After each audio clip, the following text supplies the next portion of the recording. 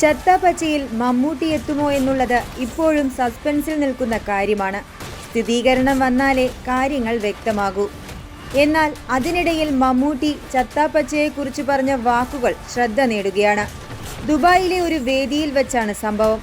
വാൾട്ടറിന്റെ കുറച്ച് പിള്ളേർ കൊച്ചിയിൽ ഇറങ്ങുന്നുണ്ടെന്ന് കേട്ടല്ലോ എന്ന് പറയുമ്പോൾ വാൾട്ടറിന്റെ അല്ല, മട്ടാഞ്ചേരിയിലെ പിള്ളേരാണ് എന്നാണ് മമ്മൂട്ടി മറുപടി നൽകുന്നത്.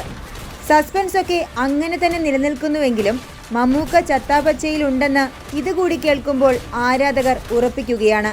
കഴിഞ്ഞ ദിവസം ട്രെയിലർ എത്തിയതോടെ മമ്മൂട്ടിയുടെ സാന്നിധ്യം ഏതാണ്ട് ഉറപ്പിച്ചിരുന്നതാണ്. വാൾട്ടർ എന്ന കഥാപാത്രമായി മമ്മൂട്ടി എത്തുമെന്നാണ് കരുതുന്നത്.